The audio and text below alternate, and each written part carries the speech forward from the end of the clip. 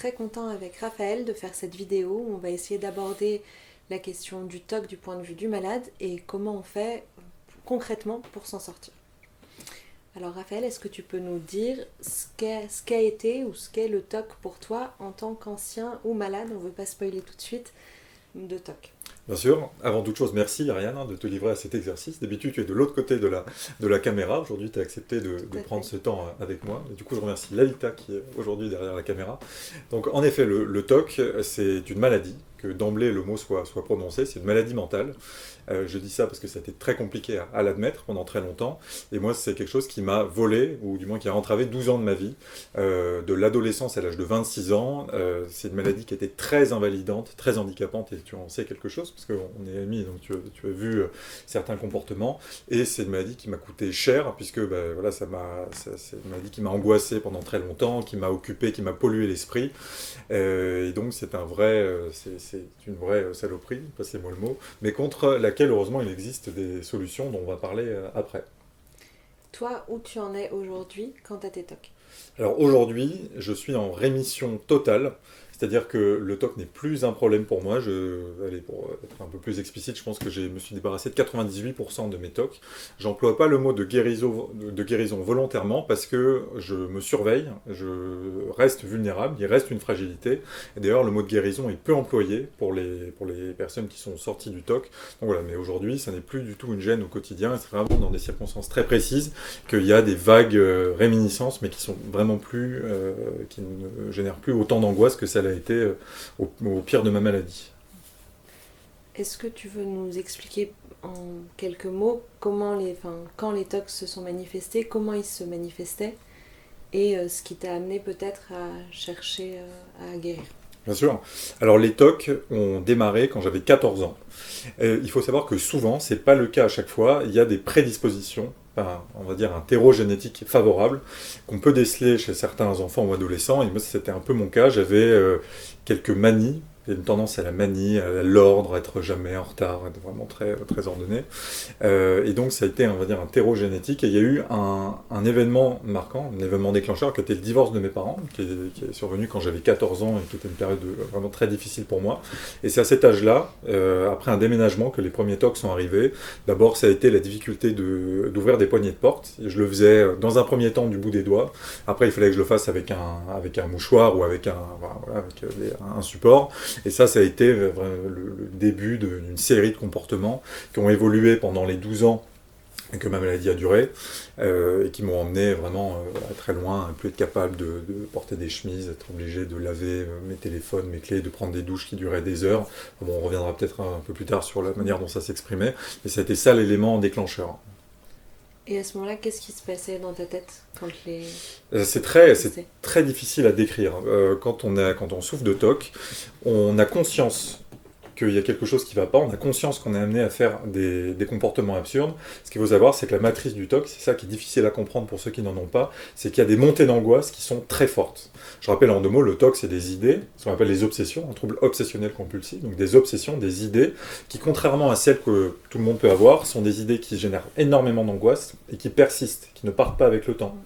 Et donc vous avez pour des petits riens, c'était des TOC de contamination, hein, c'est l'idée voilà, d'être contaminé, mais même au sens d'une contamination mentale, c'est-à-dire que voilà, ne pas être associé à certaines personnes, à certains lieux, de se sentir mal rien qu'à l'idée d'aller dans certains lieux. Et donc vous avez cette angoisse, et elle est tellement forte, même si au fond vous avez conscience qu'elle n'est pas justifiée, et vous avez ce besoin impérieux et assez humain de calmer cette angoisse par des rituels. Et en fait, le rituel, vous le mettez en place de manière délibérée, et vous ne pouvez pas vous empêcher de le faire, sauf que, évidemment, le rituel calme l'angoisse sur le moment, mais c'est ça qui alimente les pensées obsessionnelles, et donc 5 minutes après, il va y avoir une autre situation qui va générer beaucoup d'angoisse, vous allez refaire un rituel, et c'est en fait ce rituel qui va donner du corps, qui va justifier en fait la pensée obsessionnelle, qui va l'alimenter.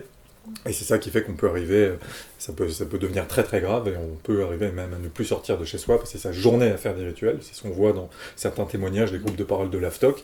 Et voilà, c'est véritablement ne pas pouvoir s'empêcher de faire quelque chose alors qu'on sait que c'est absurde de se laver les mains pendant 15 minutes, 30 minutes parfois. On sait que c'est absurde, on ne peut pas s'en empêcher, c'est plus fort que soi.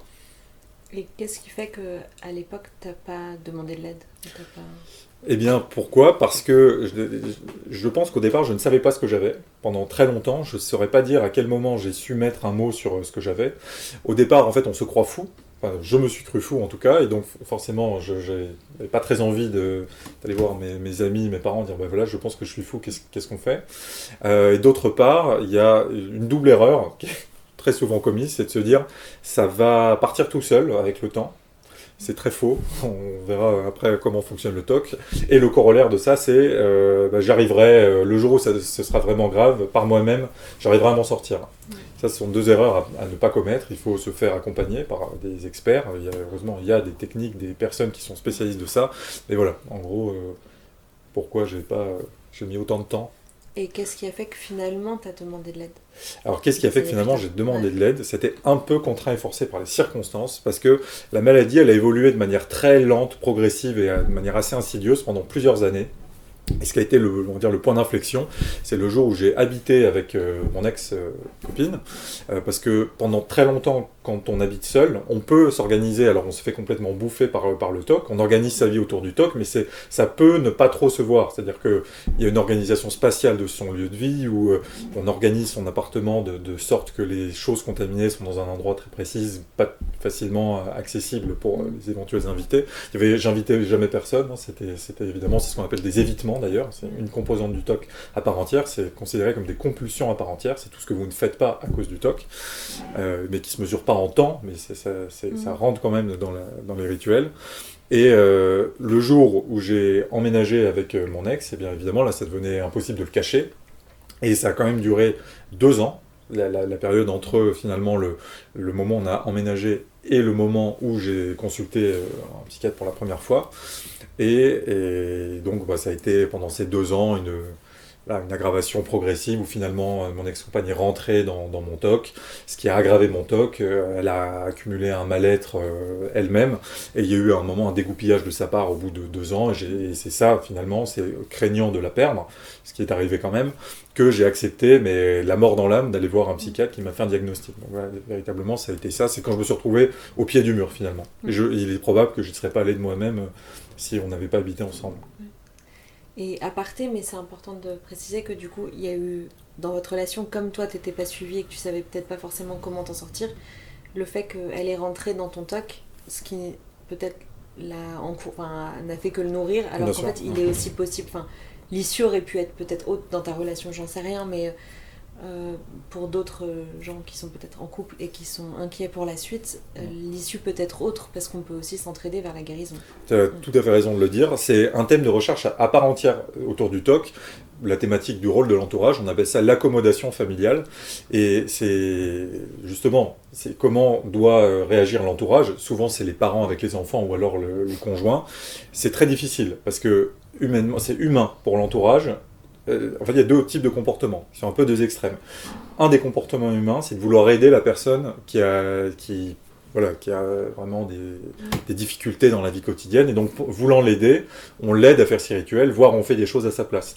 En fait, ça ne fait qu'aggraver le TOC, parce que la personne devient dépendante en plus de son entourage, elle a de plus en plus besoin de l'entourage pour faire ses rituels, et là ça devient très vite complètement invasif, et la vie quotidienne n'est plus possible.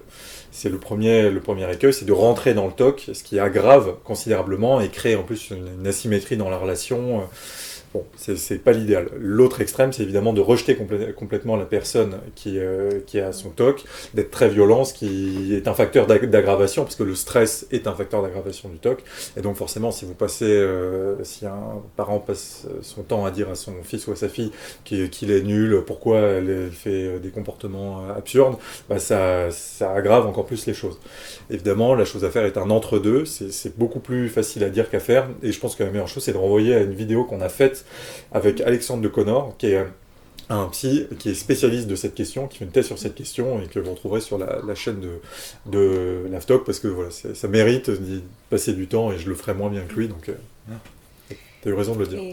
Et du coup, au moment où tu acceptes finalement de te faire soigner, quelle a été la démarche que tu as suivie? Tu as rencontré un psychiatre, et qu'est-ce que vous avez mis en place avec lui? Alors déjà, ça n'a pas été facile de trouver un psychiatre. Parce que, alors et pourtant j'habite à Paris, donc il y en a beaucoup, et c'est vrai que l'accès aux soins, la thématique de l'accès aux soins, la prise en charge est un des problèmes quand on parle de TOC en France. Il y a relativement peu, c'est pas facile de trouver spontanément un médecin spécialiste du TOC.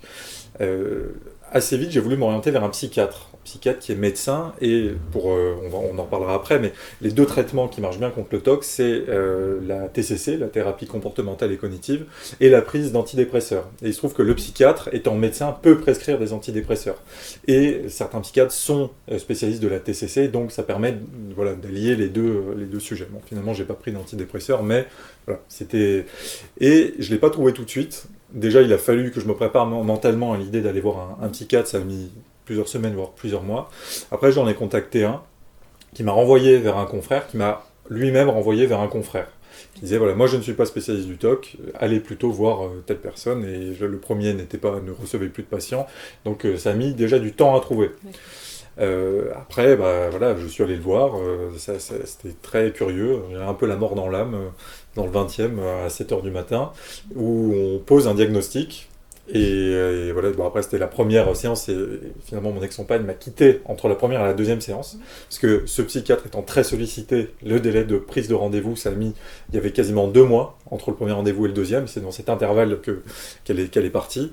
Et donc bah, la première séance c'est un diagnostic, donc voilà, vous lui racontez, j'ai dit je pense que j'ai un TOC, donc il me pose un certain nombre de questions, et il dit oui, en effet, je me souviens du diagnostic, c'était un TOC d'intensité moyenne, ce qui d'une certaine manière rassure parce que on a l'impression d'être un cas parmi beaucoup d'autres, ce qui rassure finalement. On se dit bon bah finalement la personne en face en voit plein, et dit probablement des cas très graves. Si elle y arrive avec des cas graves, elle y arrivera avec moi. Et après, donc le psy a finalement expliqué un petit peu, simplement poser les bases du traitement, en expliquant que voilà, il y avait deux manières d'attaquer le problème. Une TCC, donc la thérapie comportementale et cognitive, qui m'explique le principe, on y reviendra après je pense, et la prise de certains médicaments, donc des antidépresseurs, une certaine famille d'antidépresseurs, ce qu'on appelle les ISRS, donc les inhibiteurs sélectifs de recapture de la sérotonine. Voilà, on va pas rentrer le Prozac, Zoloft, enfin un certain nombre d'antidépresseurs, mais voilà, la première séance, ça s'arrête là. Il m'a donné des livres à lire quand même, et après, bah, voilà, la prise de rendez-vous, je crois qu'il y avait l'été dans l'intervalle, faisait que je le revoyais 2 mois après, ce qui était long, mais ce qui allait me permettre de lire, finalement, des bouquins, quoi. C'est comme ça que c'est vraiment débuté. Et à ce moment-là, tu dirais de quoi il faut s'armer pour réussir à se lancer là-dedans? Je dis ça parce que j'ai souvenir de ton courage, mais est-ce qu'il y a d'autres choses? Et après, concrètement, qu'est-ce qui s'est passé? Quelles ont été les étapes, quoi? Alors déjà de manière très concrète, donc il y a eu 2 mois entre le premier et le deuxième rendez-vous, et dans les 2 mois, donc il y a eu la rupture. Et donc finalement, ça n'a pas été un électrochoc le diagnostic. J'ai pas commandé les bouquins tout de suite. J'ai dit bon bah on verra dans 2 mois. J'y allais vraiment à reculons parce que le principe de la TCC, donc vous avez votre logique, les obsessions, les compulsions. Le principe de la TCC, c'est de s'exposer volontairement aux situations qui génèrent de l'angoisse et de s'empêcher ou de faire le rituel, ou de le faire moins, ou de le différer. Mais ça repose quand même sur le principe de s'exposer volontairement à des situations d'angoisse, ce qui n'est pas très vendeur comme ça. Quand on vous explique ça, on ne sait pas trop comment on va faire, mais en fait il y a des outils. Donc voilà, je ne me suis pas pressé pour le faire parce que c'était ce qui a pressé les choses, c'est que j'ai senti qu'en fait, jour après jour, j'étais en train de m'éloigner de mon ex, et que c'était une question de semaines, voire de jours, et que si je ne faisais rien, eh ben, elle allait partir. Elle est partie, mais quand même, entre-temps, ça m'avait fait acheter les livres que j'ai lus, qui expliquaient, qui reprenaient plus en détail ce que le psy m'avait dit. Et donc, je comprends qu'il faut que je m'expose. Et donc, j'ai fait ce que normalement il ne faut pas faire, c'est-à-dire que j'ai fait des expositions très brutales, très violentes. Le principe de la TCC, c'est qu'on s'expose de manière très progressive. Une fois qu'on maîtrise des situations peu angoissantes, on va un peu plus, alors que comme je craignais de perdre ma compagne, je suis allé très vite vers des expositions fortes. Je me souviens que justement, je ne pouvais plus mettre de chemise, c'était une angoisse très forte, et une des premières choses que j'ai faites, c'était d'en mettre dans mon lit, qui était l'endroit, une espèce de sanctuaire de propreté, et d'attendre que ça passe, parce que c'est un peu ça la TCC. Donc on s'expose volontairement, on fait monter l'angoisse, et finalement on attend qu'elle redescende, et l'angoisse finit toujours par redescendre avec le temps. En fait, les 3 règles à toujours avoir en tête dans une TCC, c'est que la première, c'est que l'angoisse finit toujours par redescendre avec le temps, toujours. quelques minutes, quelques heures, ça finit toujours par redescendre. La deuxième règle, c'est qu'avec la répétition des exercices, en refaisant vraiment plusieurs fois par jour, plusieurs jours consécutifs le même exercice, l'angoisse, elle va rester moins longtemps. Et la troisième règle, c'est qu'avec la répétition des exercices, l'angoisse va être de moins en moins forte. Et donc finalement, avec le temps, vous avez des angoisses qui partent plus vite, qui sont moins fortes, jusqu'au moment où elles partent complètement. Au bout de combien de temps elle retombe, l'angoisse, au début, quand tu es... Alors, c'est très variable. Et justement, c'est l'intérêt de commencer par des situations qui ne sont pas trop fortes. En fait, pour vraiment expliquer comment se déroule une TCC, vous arrivez chez votre psy, au départ, au tout début, vous faites d'abord ce qu'on appelle une analyse fonctionnelle. C'est-à-dire que vous essayez de comprendre la logique du TOC. Quelles sont vos pensées obsessionnelles? Quelles sont les pensées intrusives? Et vous essayez finalement de remonter le fil pour vraiment comprendre d'où naît cette angoisse, ce qu'elle génère chez vous. Est-ce que c'est pas lié à d'autres thèmes? Souvent, ça revient, la peur de la mort, la peur de l'abandon, c'est souvent ça qui revient quand on remonte, pour ensuite définir comment on va l'attaquer. Mais c'est le premier travail, l'analyse fonctionnelle, c'est comprendre finalement le TOC, votre TOC, parce qu'évidemment chaque cas est différent, et ce travail est indispensable dans chaque cas. Une fois qu'on a un peu compris ça, on a fait finalement la cartographie de tous les TOC du moment où je me lève le matin au moment où je me couche le soir. Ça c'est terrible parce que vous vous apercevez que vous en avez mais des dizaines à tout moment de la journée et vous essayez de les coter, de faire une cotation de ces situations. Vous leur mettez une note sur 10. Dire voilà, telle situation, là c'est très fort, j'allais 9 sur 10. En revanche, après, voilà, quand je vais à tel endroit, c'est une angoisse à 2 sur 10. Bon. Donc vous avez finalement une cartographie de votre journée et vous allez définir avec le thérapeute des exercices d'exposition à faire. D'abord en commençant par les angoisses qui ne sont pas fortes, et en définissant surtout des outils pour gérer l'angoisse. On met beaucoup en avant la relaxation, la méditation, moi c'était la marche. Ce qu'il faut, c'est occuper véritablement l'esprit. Chacun a sa méthode, vous meublez l'espace qui est pris par l'angoisse, et ça permet de faire redescendre. Alors, une fois que cette cartographie est mise en place, concrètement, quelles sont les étapes que vous allez suivre avec le psychiatre, que tu vas devoir faire? J'imagine que c'est de l'exposition pour t'en sortir. Une fois, en effet, qu'on a fini l'analyse fonctionnelle, qui s'étale sur plusieurs séances pendant lesquelles on va un peu loin dans la discussion sur les pensées intrusives et obsessionnelles avec le thérapeute, on rentre dans la phase d'exposition, à ce qu'on appelle l'EPR, l'exposition avec prévention de réponse, ce qui veut dire qu'on va faire des exercices qui ne seront pas forcément faits en séance, qui seront faits chez soi, chez le patient, où on va s'attaquer donc à des situations qui sont peu génératrice d'angoisse, donc 2 sur 10, 3 sur 10, si on est à l'aise, en accord avec le patient, le thérapeute n'impose rien, et on va se mettre en situation, on va volontairement générer l'angoisse, on va s'obliger à ne pas faire le rituel, à le réduire, ou à le différer à minima. Donc dans mon cas, c'était assez simple parce que j'avais des TOC de contamination. La TCC et l'exposition se prêtent bien à ce type de TOC, de même que pour les vérifications. C'est-à-dire que moi, je passais un certain temps à me laver les mains. Et donc, l'exercice était de passer moins de temps, voire réussir à ne pas me laver les mains. Donc c'était quelque chose de très mesurable, de très quantifiable, en commençant bien sûr par des situations peu angoissantes. Donc voilà, 2 sur 10, 3 sur 10. Dans mon cas, comme je l'ai dit, j'ai fait un peu trop vite, trop tôt, donc c'était pas forcément indiqué. Je conseille vraiment de respecter le protocole et de faire les choses de manière très progressive. Il peut y avoir des ajustements d'ailleurs d'une séance à l'autre avec le psychiatre. Il va demander, alors voilà, est-ce que vous avez réussi à faire vos exercices? Quelles difficultés est-ce que vous avez rencontrées? L'angoisse descendait au bout de combien de temps? Est-ce que vous avez réussi à réduire ou pas? Et en fonction finalement du ressenti du patient, on réajuste. Et on passe peut-être plus de temps ou on descend d'un cran pour arriver à des situations de réussite et à ne pas se retrouver en situation d'échec. Parce que c'est ça qui est le risque si on fait la TCC trop vite, c'est de se voir en situation d'échec, ce qui a un côté finalement psychologique assez redoutable parce qu'on se sent nul, on a l'impression de ne pas avancer. Une chose importante, ça n'a pas été mon cas, si jamais un patient n'arrive pas à rentrer dans la TCC, il y a donc le deuxième traitement qui peut très bien compléter, qui peut permettre de rentrer dans la TCC, c'est la prise de médicaments, donc d'antidépresseurs. C'est pas une obligation, dans mon cas je ne l'ai pas fait.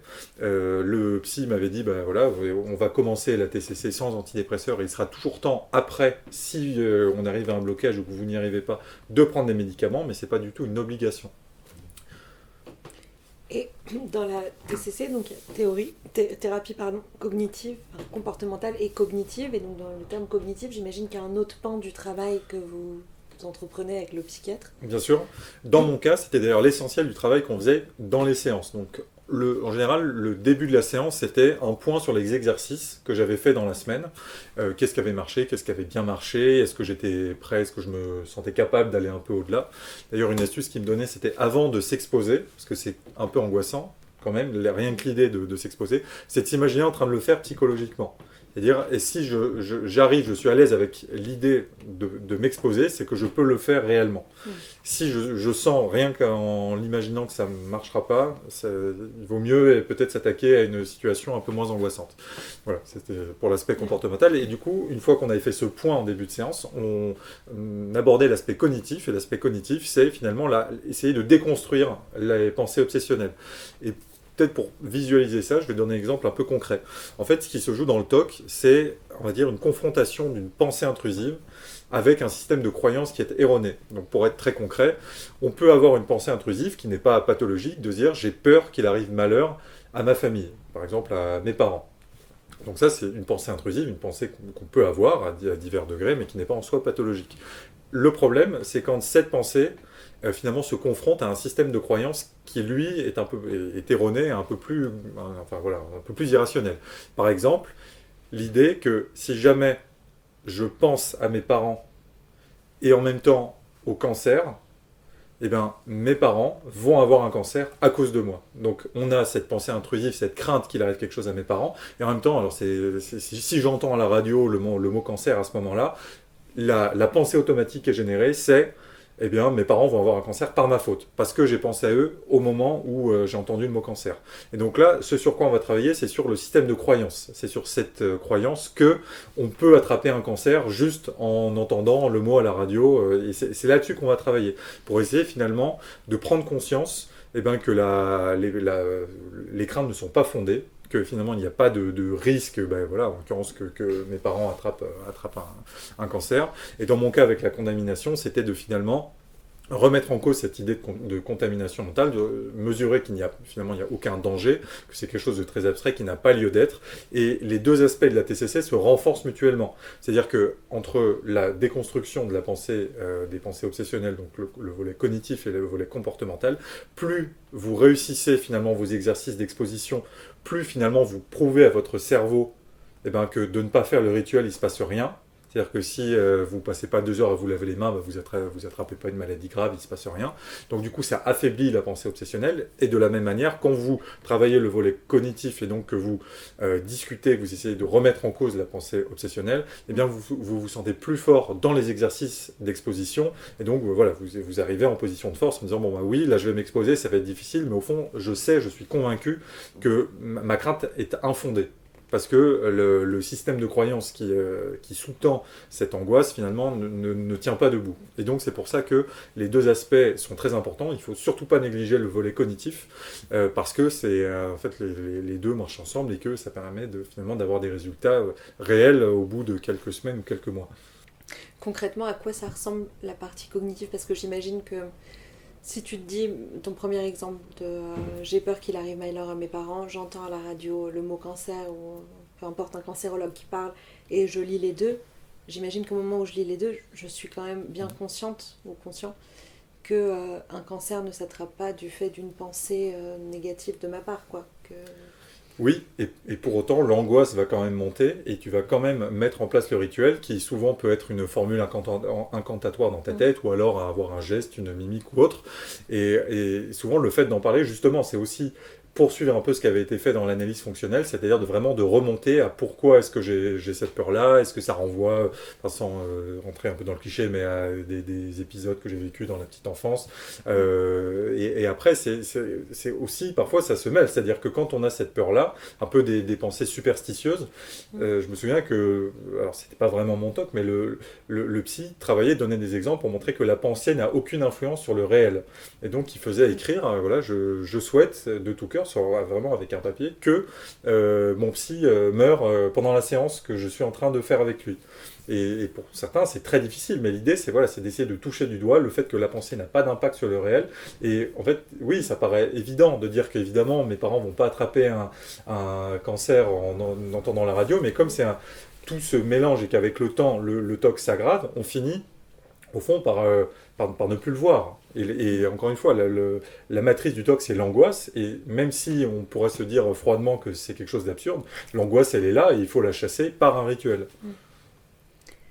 Et au bout de combien de temps, en tout cas dans ton cas à peu près, à partir du moment où tu commences cette thérapie, tu sens des résultats palpables, enfin qui transforment ton quotidien, quoi. Alors, on considère que la TCC, c'est plutôt classé dans les thérapies courtes. Cela étant, on constate quand même que ça dure en général plusieurs années. Il ne faut pas se dire qu'une TCC de plusieurs années, on fait des exercices, on s'inflige des expositions plusieurs fois par jour pendant 3 ans, et au bout de 3 ans, du jour au lendemain, ça s'en va. Non. Les progrès, ils arrivent de manière, là aussi, progressive. Et ça, c'est quelque chose qui est très encourageant. C'est-à-dire que vous voyez progresser. Dans mon cas, les progrès sont arrivés au bout de quelques semaines. Je crois que j'ai été capable de remettre des chemises sans aucun problème au bout de 3 mois. Ça peut paraître long comme ça, mais c'est plutôt court, parce que voilà, j'avais eu des TOC pendant 12 ans, cette espèce d'échafaudage mental s'était construit pendant 12 ans, donc il faut du temps pour le déconstruire, ça ne peut pas être du jour au lendemain. En revanche, quand vous vous attaquez à des situations peu angoissantes, relativement faciles, que vous arrivez à les surmonter, vous voyez finalement qu'il y a un effet du traitement, il y a un effet de la thérapie, et ça vous pousse à aller un peu plus loin. Et donc vous êtes dans une dynamique positive, c'est-à-dire que vous savez, vous prenez conscience que finalement vous êtes capable de le faire, et que en répétant ces exercices, vous allez réussir à retrouver un quotidien acceptable. Et ça a été mon cas. Dans mon cas, la TCC, elle a duré 1 an pile, quasiment, entre la première séance et la dernière. Et encore, les dernières séances, ça ressemblait presque à des visites de courtoisie, parce que les progrès étaient acquis. Et c'était véritablement acquis. Et je précise qu'un des derniers volets de la TCC, c'est évidemment le traitement, la prévention de la rechute. Et mon expérience, c'est que quand on a souffert de TOC pendant plusieurs années, on connaît tellement la maladie, on la voit tellement arriver, on voit tellement arriver les signes, que dès que vous les percevez finalement dans la vie quotidienne, vous les voyez venir. Et du coup, vous n'avez absolument pas envie du tout de retomber dans cette logique cauchemardesque, et donc vous ne retombez pas dans le TOC. Qu'est-ce qui a été le plus dur pour toi pendant la TCC ? Le plus dur, je pense que ça a été le tout début, parce qu'évidemment, c'était presque concomitant à une rupture, et donc gérer de front une rupture sentimentale après une relation qui avait duré pas loin de 3 ans et demi, et démarrer un traitement qui est quand même très exigeant, parce que c'est exigeant, hein, ça doit pas être facile, une TCC ça doit être difficile, puisque vous vous exposez, donc ça a été un peu gérer ça. Après, finalement, comme les premiers progrès sont arrivés vite, ça a été très encourageant, c'est-à-dire que les expositions avaient beau être difficiles, eh bien, comme je me voyais progresser, ça allait. Donc finalement, ça a vraiment été la juxtaposition de la rupture et du début du traitement, parce qu'il faut trouver son rythme, moi au début j'allais trop vite en plus, donc c'était des angoisses qui duraient longtemps, mais une fois que j'avais trouvé le bon rythme avec le psy, ça allait très bien. Est-ce que la TCC fonctionne pour tous les malades de TOC ? Alors, c'est très difficile de répondre à cette question, parce que chaque cas est différent. La TCC, c'est le traitement qui donne les meilleurs résultats contre le TOC. Après, nous, on voit beaucoup dans les groupes de parole de gens qui sont en échec. Encore faut-il que la TCC soit faite dans de bonnes conditions. C'est-à-dire avec un thérapeute qui peut être voilà, psychiatre ou psychologue, parce qu'il n'y a pas que les psychiatres qui font la TCC, qui soit compétent, qui soit expert, auquel on ait accès relativement facilement. Hein. La TCC, au début, c'est une rencontre hebdomadaire avec le thérapeute. Après, on éloigne au fil des progrès. Il faut être, voilà, c'est un coût. Il faut pouvoir tenir ce rythme-là. Et c'est pas évident. Maintenant, une TCC faite dans de bonnes conditions donne de vrais résultats, sinon de rémission totale, au moins d'amélioration très conséquente du quotidien. Donc c'est véritablement le traitement de première intention, et tous les psychiatres et tous les médecins s'accordent à dire que c'est véritablement ce qu'il faut faire en premier, éventuellement avec des antidépresseurs. Pour rebondir sur ce que tu dis là, moi j'ai souvenir qu'à la fin de ta TCC, ou en tout cas pendant, tu avais presque un regret de ne pas t'y être attelé avant, parce que tu savais pas que si facilement, c'est pas le mot parce que ça a été une lutte, mais qu'en tout cas si rapidement tu pouvais avoir une telle amélioration de ton quotidien. Du coup, ma question est complètement biaisée et orientée, mais qu'est-ce que tu conseillerais à quelqu'un qui a des TOC et qui n'est pas pris en charge ? Alors, il y a 2 réponses que je voudrais faire.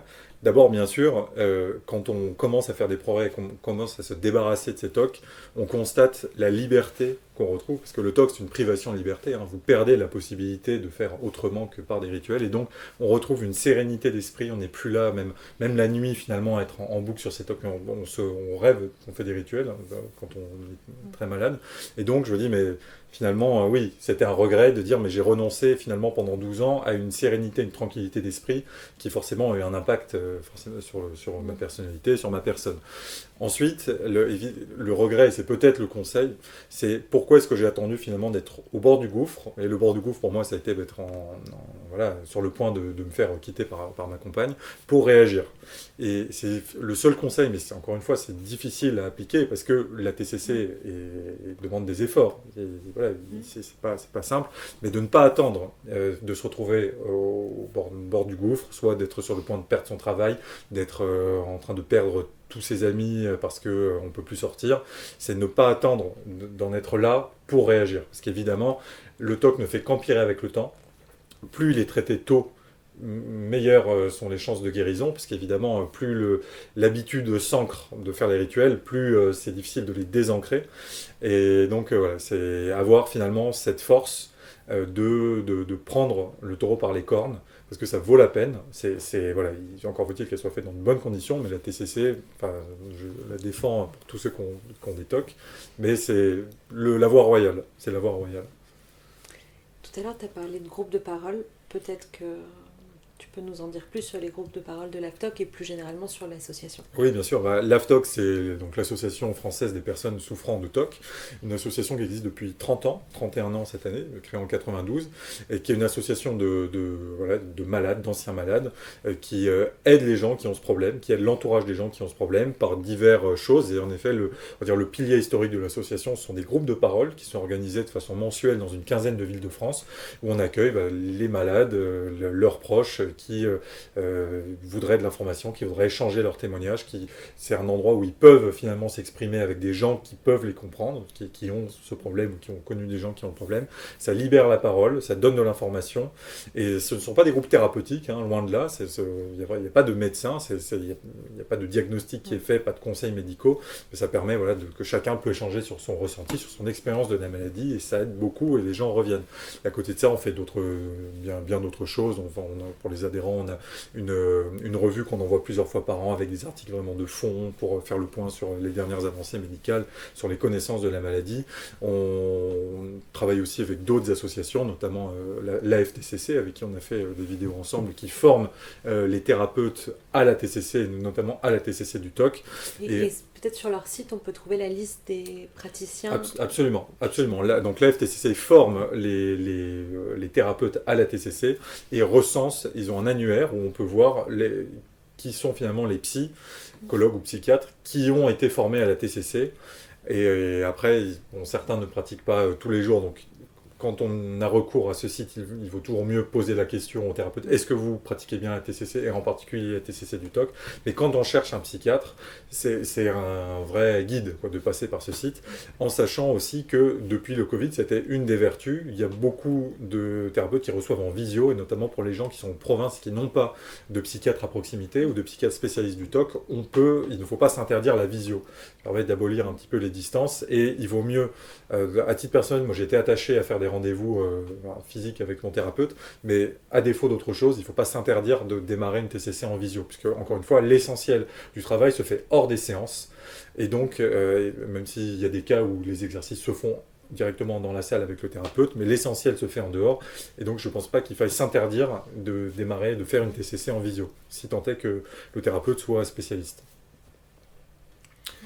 Voilà. Merci à toi, Ariane, merci. À Lolita. J'espère qu'on aura d'autres occasions de tourner d'autres vidéos. Sans doute.